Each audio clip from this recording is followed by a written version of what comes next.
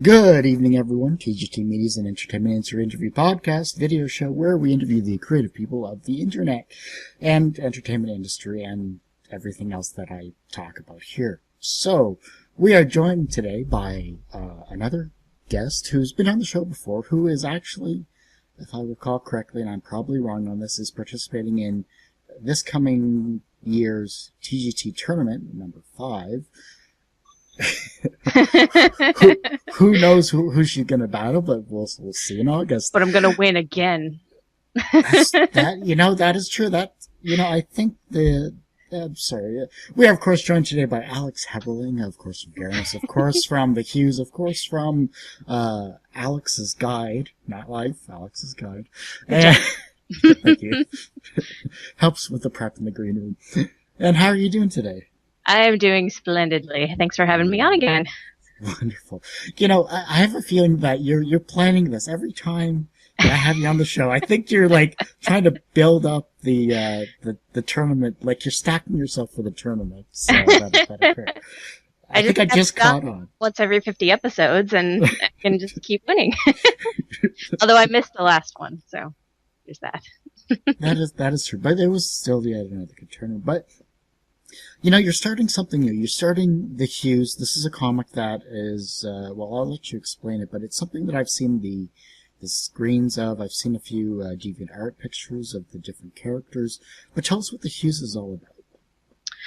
Well, for people who didn't catch the last time I was on TGT Media, the Hues is my post-apocalyptic magical girl webcomic. And I started it up in January, finally. I did get it started. And it's 60-ish pages in right now, so everyone can go to my website to catch up on those.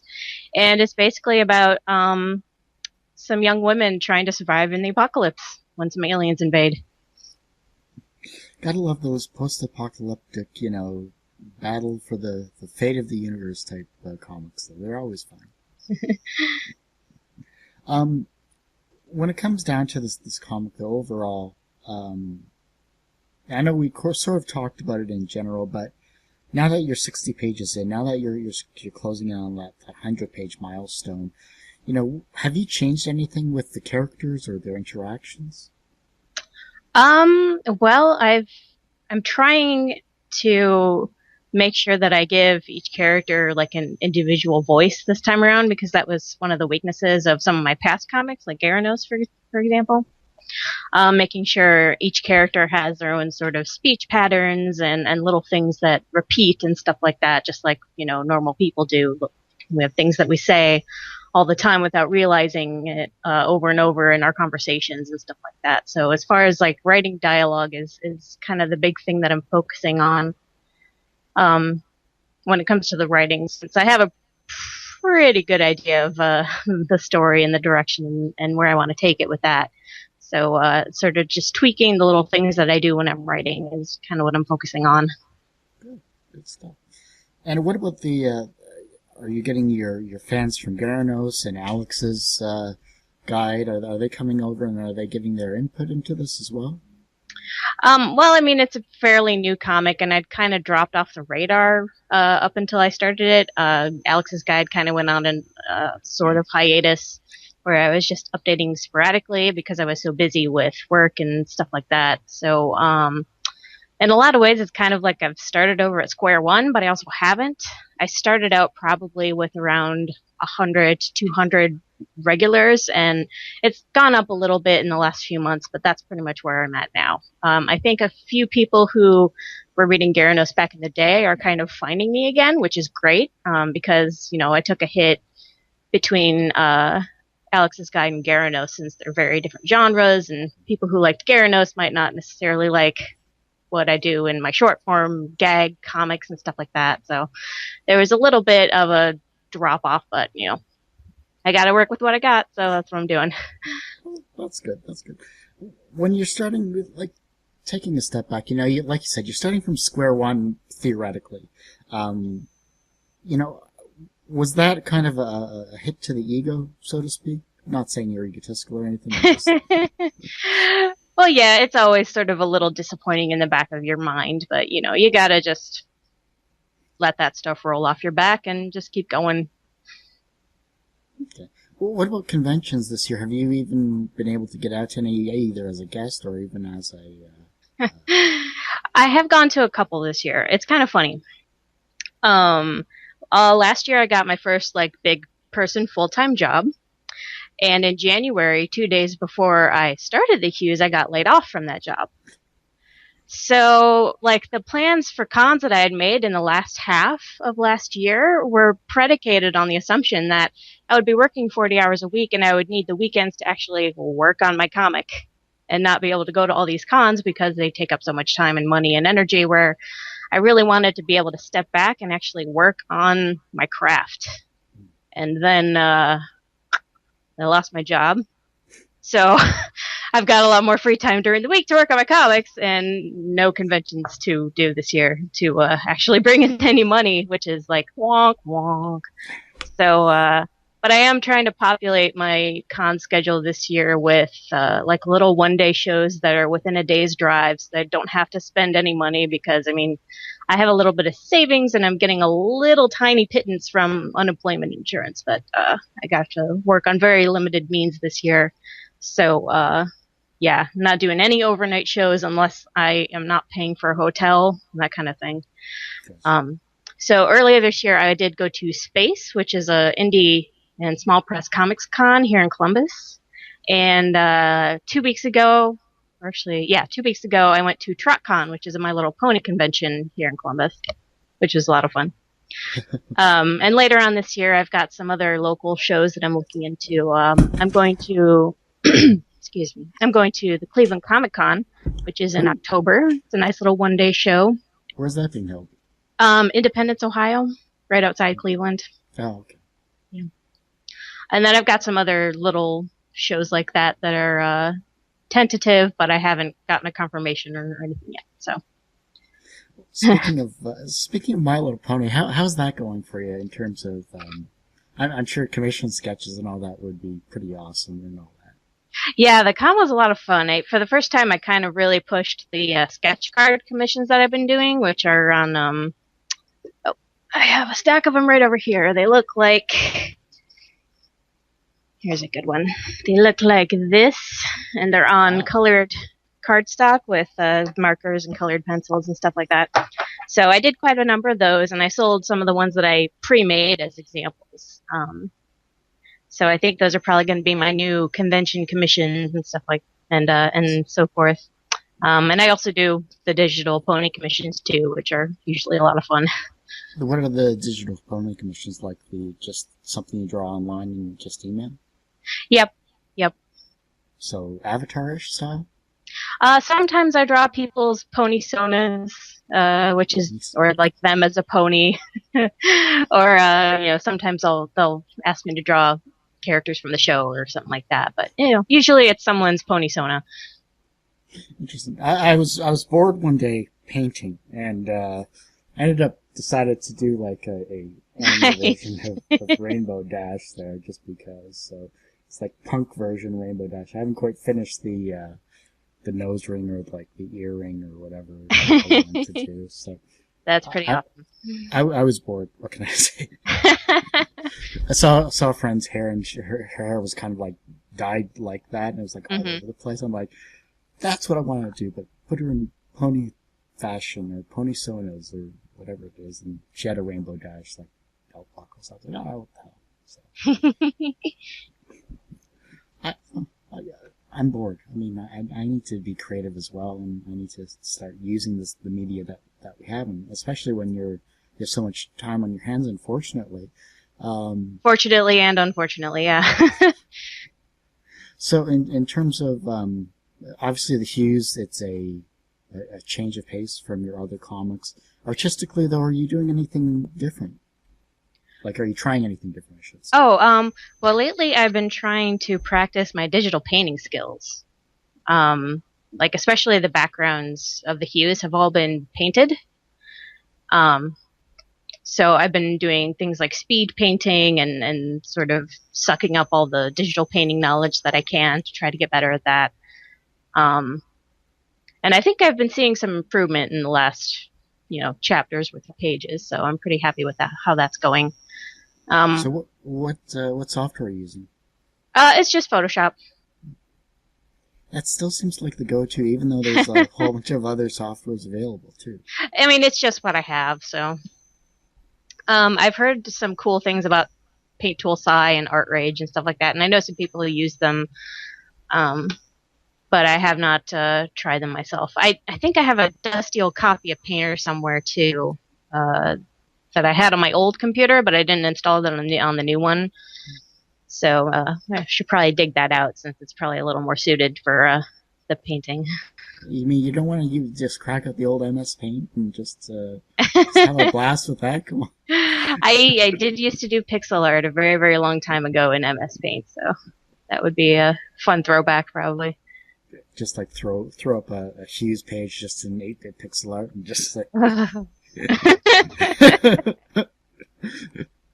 Hang on one second. There's someone at my door. All right. I'll wait.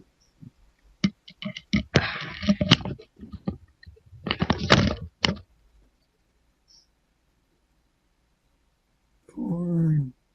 There's corn in the background.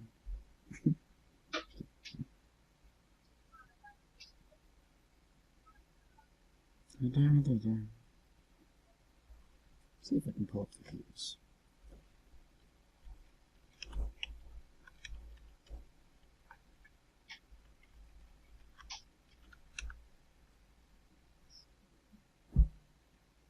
Don't worry about that anymore. Welcome back. Sorry about that. There's a neighbor. I was just loading up the Hues actually while I was waiting. So. Awesome. Who's your favorite character to draw and write for so far? So far, Sammy, because she's just so cute. Why do the cute ones always get all the love? Well, I really like all of my characters, but Sammy has just been so much fun to torture. Okay, there's the Alex I know. There was this really funny picture that went around on Tumblr a little while back. It was like about making, your own characters. It was like a girl was doing like petting her own character and said it's like, "You're such a wonderful, beautiful OC. I can't wait to take everything you love from you." It's really funny. There's no Mary Sue's here. That's the one thing I'll always liked about it. You're not afraid to damage your characters in any way, shape, or form. I think you're, out of all of the comic people I've interviewed, you're probably one of a handful I could probably count that are more than willing to just like totally destroy everything that they hold dear. Wow, that's impressive. I mean, I guess I do tend to do comics that are about terrible, terrible things happening to people. The first one was the fiance gets kidnapped and possibly killed, and she goes on this rampage. Rampage, and this one the freaking apocalypse happened. So I hate to say it when you're having a good day. Oh my. And how long have you been feeling this way? All my life. No wonder you're a comic artist. Isn't it like a prerequisite to be a comic artist that you have to have a traumatic psyche? Or just a really bad family outing or something like that just spurs it. The little brother eats all the marshmallows and, you have to kill him in your comic. Bad joke aside, anyhow, moving on. ... Awkward silence, crickets here. I'm also working in Photoshop as I'm talking to you, so that's why. Oh, okay. Well, that I don't feel so bad. It wasn't my joke. That bomb. She was working. I was totally just distracted. Yes. Yes, that's it. What about in terms of not necessarily commissions, but when you get tired of the Hues or doing commissions, which I'm sure you're never tired of, but what do you do for yourself just to kind of like relax?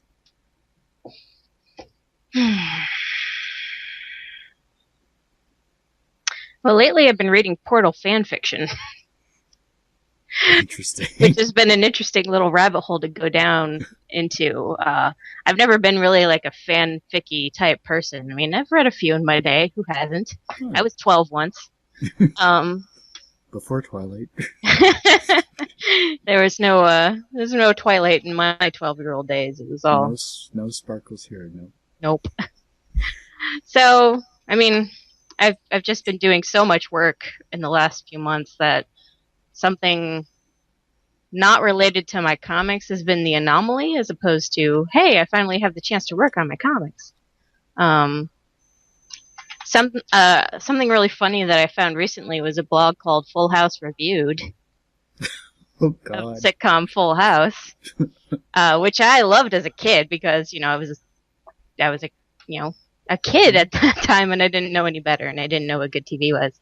So, but anyway, I recognize that it is a pretty insipid and terrible show. And this guy is reviewing the every episode of Full House in order once a week. Oh. And he's like in the second to last season now. So he's been doing this for like a couple of years. And so I just caught up to that about a week ago after reading it for about a month, like a couple entries every day. So that was a fun little diversion. Does he just like rip it apart completely? Oh, totally. Yes. It's ruthless. It's amazing. Everyone should go read it. It's hilarious. I'll have to find that. What was it again? FullHouseReviewed.com. It's pretty great. The header image is delightful. You have to go see it for yourself. I don't want to spoil it. Awesome. I'm trying to think what else. Because especially when it comes to having so much free time, you can obviously, like, you've gone down various rabbit holes as you were saying. I mean, how do you stay sane after all of this? Obviously, you're not technically sane per se, but I mean, when you have to appear normal to the masses. I don't know. I just been keeping my head down. Like my friends and family have gotten most of the, oh my God, I'm such a terrible person. How can I not do this? Blah, blah, blah.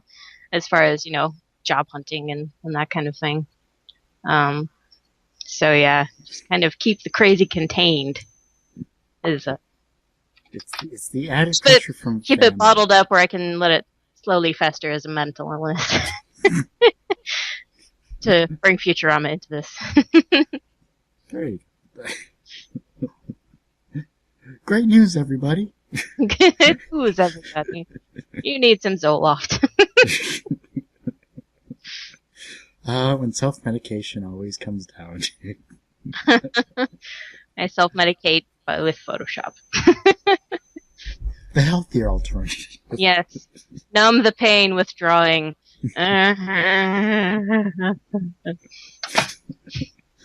Why is it all streaky? That's my tears of anguish.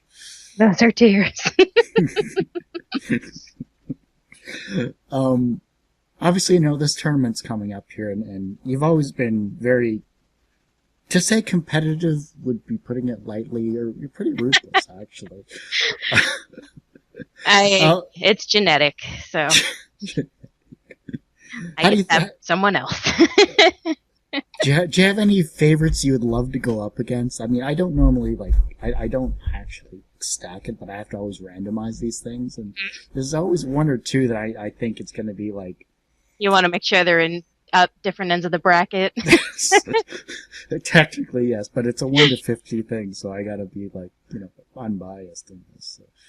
Anyone out of the group that you'd love to see? Now I have to double check who you've interviewed this year. I'll give you a quick list here.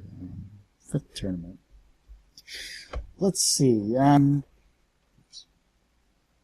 We got Liz Staley, Scott Lincoln, Derek Manning, Rob and Barbara, Brock Beauchamp, Daniel French, Drew Posek, Jonathan Brock, the Animation Aficionados podcast, Chew from Slightly Damned, DJ Kaufman, yourself, you can't fight, so I'll have to put you out there. Robert Garrett, Doc, Connor McCreary, Sean Gustafson,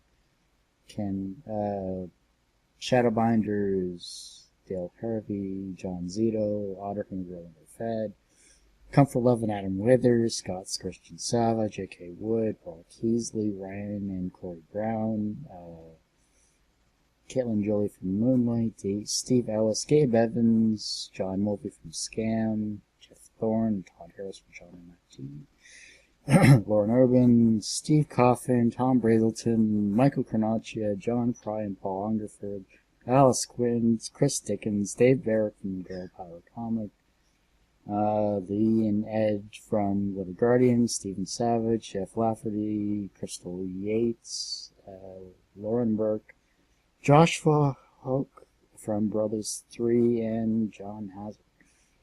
Holy shit, I interviewed a lot of people. Oh, wait. So, two more, Robin Dempsey and Rick Howland. And, of course, the Round Table Wild Bunch, Steph, Tom, and Max. All of them. Yeah, all of them. Yeah. Good advice. I'm gonna start talking the big game now, I guess. It's a big list, let's put it that way. Yeah, no kidding. It's one of those things where, you see all of these people. Obviously they're all good interviews, but I mean, sometimes you get that rivalry, I guess, where the smack talking and Twitter starts going on, and the comics versus comics thing starts happening too. I think that's the most entertaining when. Yeah, it was the last time with Woody After Hours was really fun. Yeah, that was pretty hilarious, actually. Yeah, we actually met. Shoot, what is the writer's name from that comic? I'm terrible. I don't remember. Is that Paul? Me too. No, Ben Carver. Paul's the artist. Paul. Okay, Westall. so yeah, I met Ben at one of the last spaces since that THD tournament, and he said hi. And so it was real. It's like, curse you. When it comes to, and I'm not trying to take away from your time here with your comics, though, but would there be anything you'd like to see changed in this 5th tournament? Because it is the 5th anniversary of TGT as well. Would you like to see something different? I don't even know what I would suggest. Usually it's a one-on-one thing. Mm-hmm. I'm almost wondering if it should be like a tag team or something, and just to see. I don't know, maybe. I mean, we could. Isn't the first round usually like out of 3, 3 per bracket or something like that? I forget how the last one. No. The first one is usually by the time the finals get around. That's when I usually have an odd thing out, and that's when I go top 3 or whatever. But I think I counted properly this time, so I really hope that I've gotten like 2 and 2 each. So cross my fingers on that. Is there anything that I haven't brought up here that you'd love to let your readers and listeners and watchers of the show know about? Because obviously you're part of the Little Person Amongst Media Giants, the documentary, and everything like that. But what about yourself personally? Anything that they can do to help you out? Well, my commission information is on my website, alexheberling.com. And I have an online store and stuff like that if you want to help out during my troubled financial times. I guess something I could kind of hint towards is that there may be a Kickstarter in my future. Good. Because Chapter 3, which is going to be coming up, we're on wrapping up Chapter 2 of the Hues right now, and Chapter 3 is going to round out the first volume. So I've got secret plans in the works that I can't really say one way or the other about it yet, but there may be a Kickstarter campaign in my near future. Because I'm trying, what with the 5 months of unemployment, I'm kind of like seeing if I can try to make this work and not go back to the private sector, because that would be awesome. Well, let me know when the Kickstarter starts. Obviously, I'll help you out any way I can that way. And I just learned that Kickstarter is actually coming to Canada, so I can't say Kickstarter hates Canadians anymore. Yeah, I saw that today too on Twitter. It's about frickin' time. I know. It seems like, I don't know. It seems like having it in all of North America from the get-go would have been a good idea before taking it to the UK. But I don't work at Kickstarter, so I don't know how that stuff works. Yeah, okay. No, thanks, Alex. Appreciate you taking the time to do this here, and I hope you have a wonderful rest of your week, as well as Kickstarter is coming up. I'm looking forward to that. I'm looking forward to actually going through the Hues now that I stopped. I stopped at page 6, unfortunately, because that's when I last read it. So I have a bit to catch up on. So. Yes, you do. I want to see how much torture and pain you put your characters through. So, I'm looking forward to it. Excellent. And as always, you can look at, you might as well tell us what your websites are so that it's in part of the video. Well, you can get to everything that I do through my personal website, alexheberling.com. There's a whole list of my comics right there in the middle. You can read the Hues with the short link, www.the-hues.com. And my autobiographical comic, Alex's Guide to a Life Well Lived, is at alexsguide.net. And you can follow me on Twitter at alexheberling. Awesome. Thanks so much, Alex. Really appreciate it. No problem. Thank you for having me again. Alrighty then. And that ends this Watch episode out, of... Well, with this wide variety of guests, I know it's going to be pretty crazy. And I still have to do the randomization of that, and I may actually video record that just to show you what the heck I go through. It's a pain in the ass. You should do vlogs. Actually, I think I should. I think I'll do that specifically because it is the 5th anniversary of TGT as well. Yeah. Sorry? It's a good idea. You should do it. Then I'll have people saying, why the heck did you re-roll that? Because it was a duplicate. I'm saying that right off the bat. You get a lot of duplicates. Alrighty then. Looks like I may actually have another interview right after this because of, I was going to interview Mike, I think his name is, or Tom, Bill, I forget his name. Anyhow, he's doing a Kickstarter for, I gotta, this is, you might find this interesting. It is, his name is, who is it?